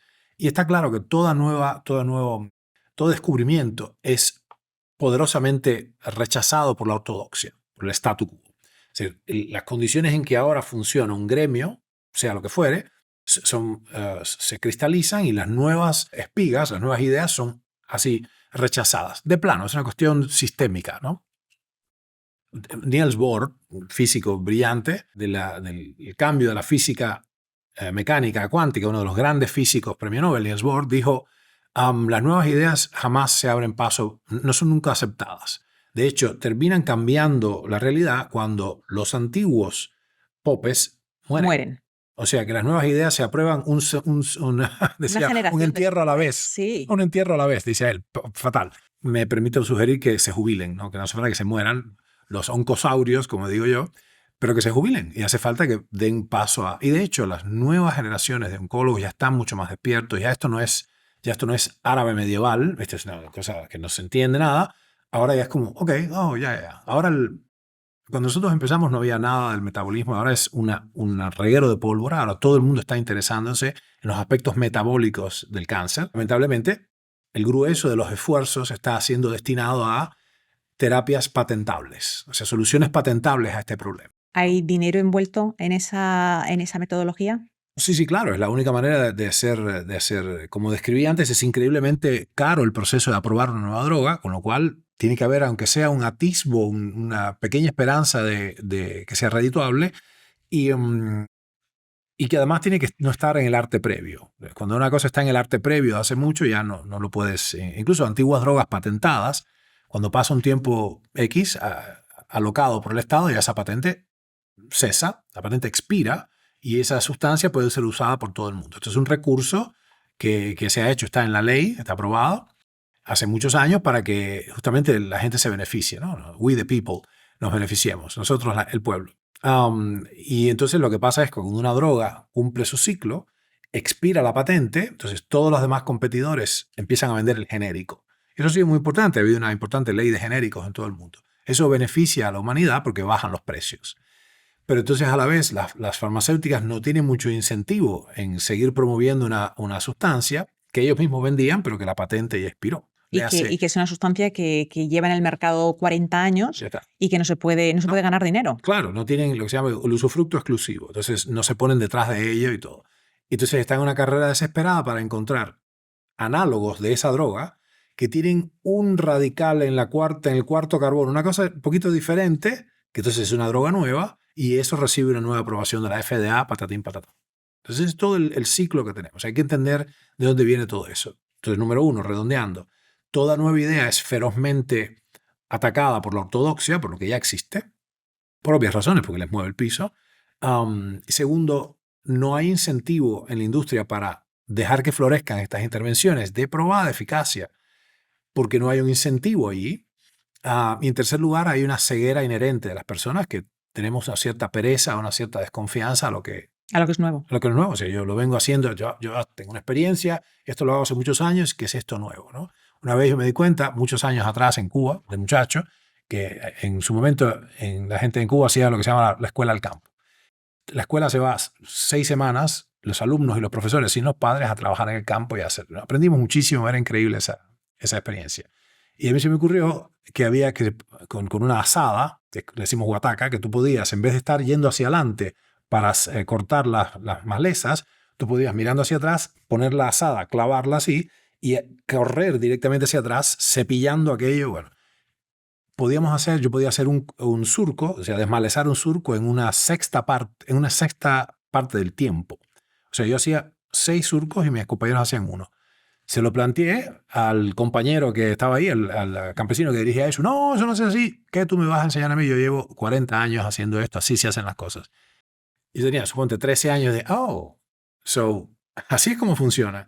O sea, una idea innovadora, obviamente mejor, es sacada de plano, porque ¿quién soy yo para plantear algo nuevo, ¿no? Eso fue una lección muy importante para mí. ¿Tú crees que las inseguridades que todos tenemos inseguridades, a veces nos hacen rechazar que hay cosas nuevas que pueden ser mejores? Sí, claramente. Sí, totalmente. De hecho, me acuerdo como si fuera ahora un amigo muy querido, me dijo eso fue hace 30 años, me dijo, yo acababa de conocer, es un condiscípulo de Dari, ¿no? Un hermano de Dari, ¿no? Hermano de la escuela. Y me dijo, Ernest, hay una cosa nueva que se llama no sé qué, y lo pronunció de una manera rara, CoQ10, le digo, ¿qué cosa? Vamos con esto. Y era coenzima Q10. Yo no había escuchado nunca hablar de la coenzima Q10, CoQ10. Y este muchacho, Santos se llama, un tipo encantador, me dijo, no, hay una cosa que entonces para las mitocondrias, ¿qué? Y no había llegado yo, salí de su casa, medio molesto, pues no me venga a mí con esto, yo soy un experto, 30 años atrás, ya era un experto, imagínate. Y llegué a la casa y dije, te pusiste viejo. Volví para atrás y dije, háblame otra vez, Santos, ¿cómo era esto? Me dice, no, CoQ10, no sé qué, me dio unos artículos, resultó un gran descubrimiento, la coenzima Q10 es una cadena, o sea, una enzima transportadora de electrones de la cadena respiratoria, una revolución. Brillante. Sí, todos tenemos este peligro de anquilosarnos. Y necesitamos mucha humildad. Y creo que en general todos podemos recibir una dosis de humildad, porque decir me he equivocado no es fácil. Retraernos de nuestras propias declaraciones. O sea, ¿cuántas veces yo he aprendido que lo que yo antes enseñaba tengo que retraerme y volverlo a explicar? Es decir, lo que les expliqué hace 3 años, hay nueva ciencia, hay nueva evidencia.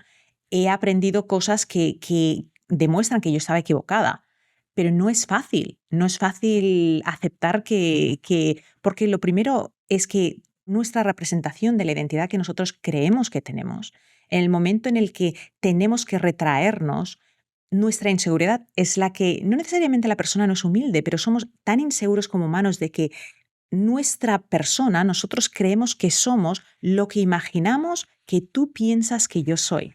Entonces tenemos tanto miedo de que tú puedas interpretarme diferente a como yo me he proyectado, que eso retiene el que yo pueda decirte, tienes razón, estaba en lo falso. Y yo creo que esto es en todos los campos. En el campo de la medicina es totalmente evidenciado, pero en la vida cotidiana, en simplemente en decir, es verdad, Totalmente. estaba equivocado. Yo creo que he encontrado un poco la solución de eso. Y me duele igual, es una fricción igual, pero me he liberado. ¿Sabes qué es? Yo, en vez de, poner el énfasis en cuál es el propósito. El propósito es básicamente solucionar un problema para la humanidad o para la familia. Si lo que prima es la familia o la humanidad o lo que sea, yo no tengo ningún sonrojo en decir, ups, me equivoqué, esto no es así, ya esto no es así. De hecho, Dari, mi compañera, descubrió hace unos pocos años que como esto pasaba cada vez más rápido, por la velocidad a la que yo producía el conocimiento, y constantemente decía, esto no es así, hay nueva evidencia, esto no es así, me dijo, entonces el conocimiento tiene fecha de caducidad. Le digo, ¿cómo? Claro, el conocimiento tiene fecha de vencimiento. Y dije, bingo, eso es. Entonces, en nuestros libros, todos ellos, viene una admonición que dice, este conocimiento es, a todas luces pareciera ser cierto, pero no necesariamente va a seguir siendo así. Entonces, estimamos más o menos en 7 años la fecha de caducidad de cada libro, ¿no? Y se va achicando eso.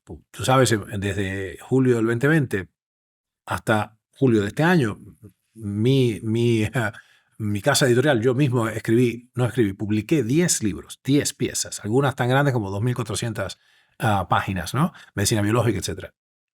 Inexorablemente hay errores ahí o cosas que yo las hice de buena fe, pero la data era incorrecta o mi estimación es inexacta. Por supuesto que voy a errar.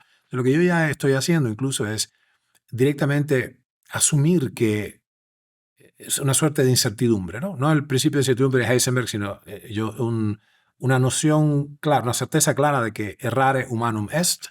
Nuestro conocimiento es, por definición, intrínsecamente imperfecto, Así que vamos a descubrir, a veces tan temprano como 2 meses más tarde de publicado, vamos a descubrir errores y huecos y vamos a tener que recombinar todo. Así que mientras más rápido abracemos el paradigma del conocimiento en construcción, mejor. Los médicos, sin embargo, es al contrario. El médico, en la cultura reciente, el médico es una figura autoritativa que sabe todo y es como una especie de Dios. De hecho, habla en latín, un lenguaje incomprensible, ¿no? Y nosotros, los pobres mortales, que somos sus pacientes, no podemos alcanzar a llegar a su altura y a entender, entonces tenemos que acatar. De hecho, está en el lenguaje. ¿Cómo se le dice a una persona que se va a operar? Se sometió a una operación quirúrgica. Se sometió a un tratamiento. Eso no es casual. Es que la gente, en la época en que no había anestesia y otras cosas, te los tenías que amarrar, los tenías que someter, amordazarlos para operarlos, amputarlos, etc. Coincidirás conmigo que es tiempo para una nueva medicina. Totalmente. A mí me ocurre lo que estás diciendo muchísimo en mis formulaciones. Yo siempre les digo a las personas que utilizan las fórmulas que yo creo, es lo mejor que yo he creado o que he podido crear en este momento. Genial. No se sorprendan que en un año yo reformule, que lo hago muy regularmente, porque hay nueva evidencia, porque hay nuevas materias, porque hay cosas que son mejores. Entonces yo creo que el autocorregirse, el tener esa libertad de decir sí podemos mejorar, la ciencia tiene fecha de caducidad, eso nos ayuda a mantenernos con los pies en el suelo, ser más realistas y el conseguir que la gente nos vea como humanos reales. Sí, no olvidarse a quién uno está sirviendo, porque si el que sirve es el ego, hasta ahí, el de la cola está metido ahí, ¿no? El diablo mete la cola. Si el ego, si mi estar en lo cierto es más importante que el servicio que estoy haciendo, entonces automáticamente empiezo a trepidar ahí. Pero yo no tengo ningún problema, digo, continuamente me equivoco. Lo que sí quizás le sirve algo a alguien que está escuchando, en general en términos de emprender y de mover el anquilosado estado de la realidad. No importa errar, importa tomar acción sistemática, rápido. O sea, si los errores son rápidos, detectados rápidamente y en pequeña escala, tú puedes rápidamente cambiar el curso de los acontecimientos y que no se quede el ego en el medio. No importa que uno esté en lo equivocado. Si el resultado neto es que la humanidad está mejor y el prójimo está mejor, ¿qué te importa que te equivocaste? Yo me equivoco constantemente y yo sé que mi acción es inherentemente imperfecto. Estoy en el proceso de acercarme, ¿no? De teosis, estoy en el proceso de acercarme a un ser mejor, y en el medio mi errar es diario. Yo me equivoco a diario. Asumiendo eso, haciendo lo mejor posible, el acto médico se puede curar, muchísimas enfermedades se pueden curar con tratamientos no del todo perfectos. Tienen problemas, tienen zonas grises, se podría optimizar, algunos te dejan, ¿viste? A veces te dejan un poco más, el bracito un poquito doblado, si se te rompe un hueso, yo he cicatrizado huesos que me los he curado más o menos y está un poquito doblado, pero tengo el uso del miembro, ¿no? Es decir, tomar acción de inmediato y por favor, ojalá que esto llegue a los oídos de los médicos funcionales, de los oncólogos. Tienen que romper una lanza por sus pacientes. Tienen que salir, es una cuestión ética, humanitaria, tienen que salir del molde, aunque no necesariamente hay un rédito inmediato para ustedes, económico o humano, lo que fuere, y entender cuál es nuestro rol. Nuestro rol es servir a la humanidad, no a nosotros mismos. Es decir, mientras más rápido resolvamos ese asunto, menos vamos a temer errar y más satisfactoria va a ser nuestra práctica médica y nuestra vida, ¿no? Ernesto, para cerrar, hemos hablado de terapias integrativas oncológicas que están muy bien descritas en tu libro Oncología Integrativa Práctica, para que los pacientes tengan una herramienta que pueden utilizar. Mucho mejor que tener que curar el cáncer es no desarrollarlo. Dame los 3 errores que estamos cometiendo crónicamente, que son quizás los catalizadores más grandes a este aumento de cáncer descontrolado. Una de las cosas que no puede bajar es la presión de oxígeno en los tejidos. Esto es importante. ¿Cómo lo conseguimos? Ahí está. Los ejercicios, tomar vitamina C para que no se deterioren los vasos sanguíneos, bajar la glucemia para que no haya justamente una diabetización de los vasos sanguíneos. Uno de los problemas obvios de la diabetes es que el pie diabético y la retinopatía, todos estos problemas, porque lo que hace es que se retraen los vasos sanguíneos, se estropean los vasos sanguíneos porque la glucosa continuamente presente en la sangre antagoniza la vitamina C. La vitamina C es crucial para el tejido conectivo, desde la piel y los huesos hasta los vasos sanguíneos. Así que para que no caiga la presión de oxígeno en los tejidos, todos ellos, la próstata, la mama, el hígado, el pulmón, el cerebro, tiene que haber ejercicio continuo, el caudal circulatorio, tiene que haber nutrición adecuada para que no baje la hemoglobina, o sea, la anemia perjudica en este sentido, y tiene que haber, no tiene que haber síndrome metabólico, porque si tengo glucosa muy elevada, eventualmente no voy a tener buena circulación en los tejidos. ¿Cómo le pasa al pie diabético, ¿no? En segundo punto, algo crucial, ya dijimos el oxígeno. El otro punto crucial son las enzimas respiratorias. ¿Qué es eso? Son las sustancias internas de la célula que garantizan la velocidad de obtención de energía. Las enzimas respiratorias son bien conocidas, NAD, FAT, coenzima Q10, etc. Son un conjunto de proteínas que aceleran, son catalizadores biológicos, aceleran el proceso de obtención de energía en presencia de oxígeno. Todas esas sustancias, que son muy complejas y son muchas, pero la manera misma en que funcionan las mitocondrias depende directamente de las vitaminas del complejo B y de la vitamina C también. O sea, todo el grupo B se llama complejo porque no tienen acciones únicas. Por ejemplo, la vitamina A, claramente el retinol, claramente opera en la retina y en el hueso, eso se sabe. Pero está como aislado. Las vitaminas del complejo B todas están relacionadas entre sí y todas tienen que ver con el proceso de obtención de energía en la célula. Cuando declina esto, la malnutrición crónica es un problema, porque entonces, aunque tengas oxígeno, la célula no tiene cómo funcionar, la mitocondria no tiene cómo gestionar las demandas energéticas, pues le faltan las enzimas respiratorias, o los catalizadores, que ya digo, dependen todas las vitaminas. Esta es otra razón por la cual hay que combatir la diabetes, la hiperglucemia, en el fondo, la cantidad de glucosa elevada en sangre, porque la glucosa canibaliza todas las vitaminas del complejo B. Mientras más azúcar tienes, menos vitaminas del complejo B están disponibles para el proceso de respiración. En cuanto a las vitaminas del complejo B, muy importantes, ¿importante crees utilizar formas que son metiladas? Sí, claro, tenemos que explicar por ahí qué es metilado. O sea,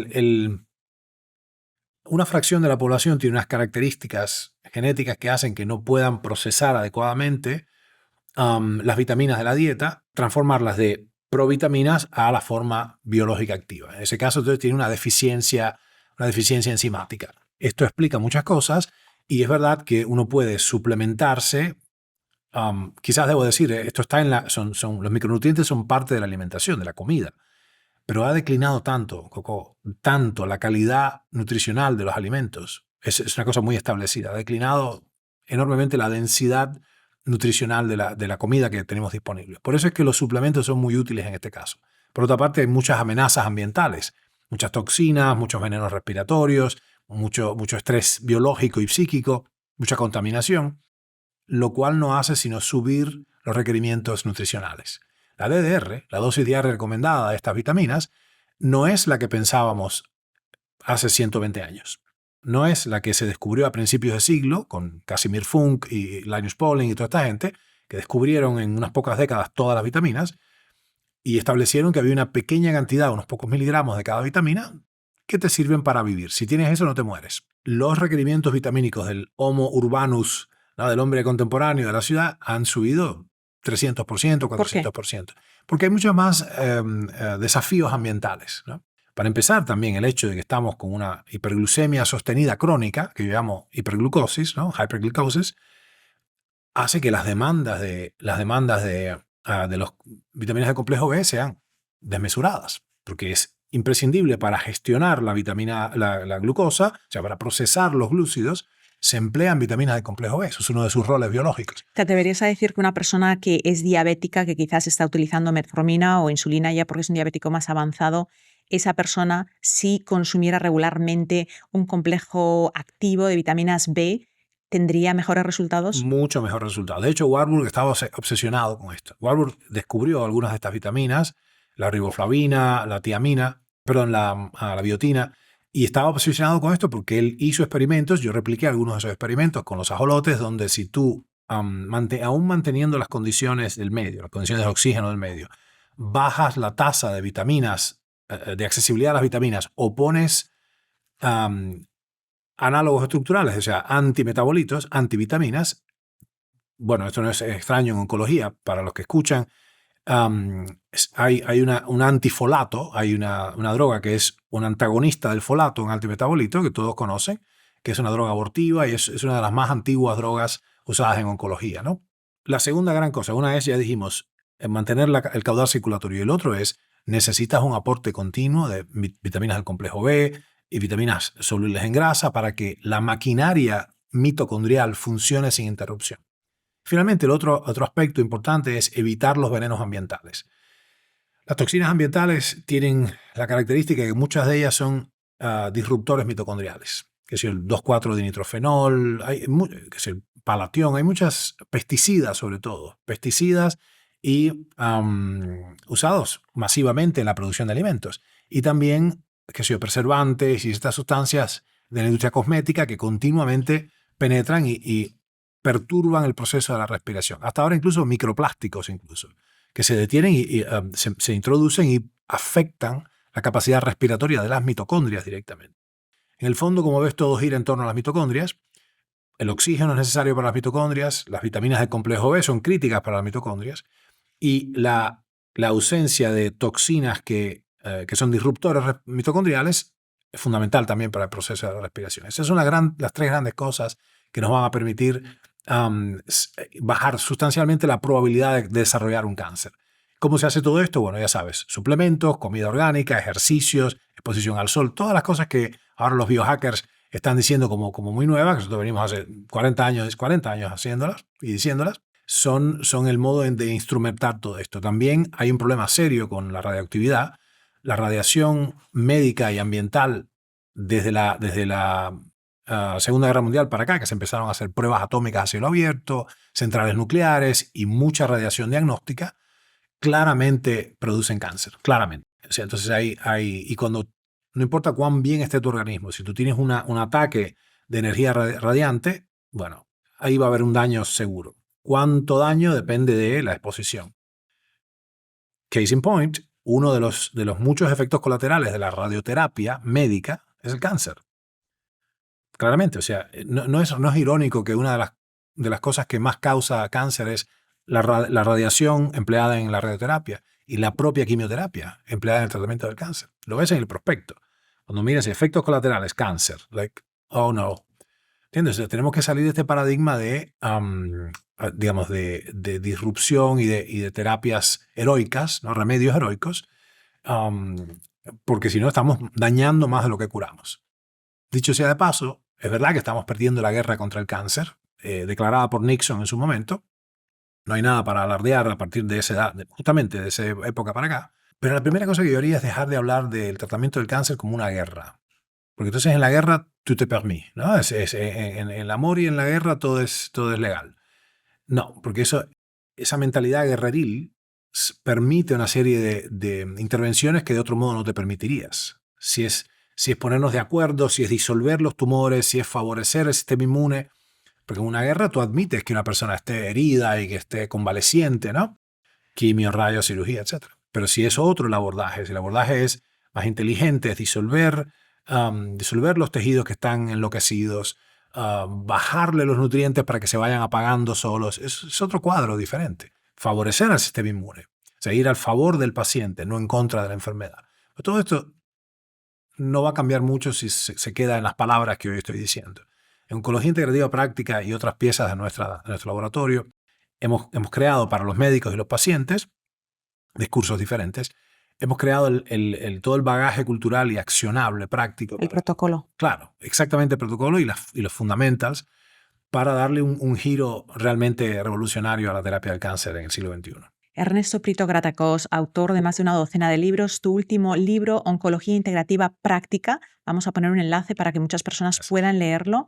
Gracias por estar aquí, por enseñarnos que lo que sabemos, solo sabemos lo que sabemos, mientras ignoramos lo que desconocemos. Y ahí es donde nuestra realidad reside. Muchas gracias. Si eres nueva a este canal, te invito a que te suscribas. Cuando te suscribes, no solamente me ayudas a poder alcanzar a más personas, sino que me estás diciendo al hacer eso que mi labor que hago informativa, comunicadora sin fines de lucro, sí te importa. y que quieres que siga realizándola y que siga trayendo a invitados y a invitadas de calidad que nos ayuden a resolver problemas con alternativas a la medicina convencional y con soluciones basadas en ciencia que nos puedan ayudar. Espero que puedas suscribirte, que me ayudes a compartir y nos vamos a ver en el próximo episodio. Gracias.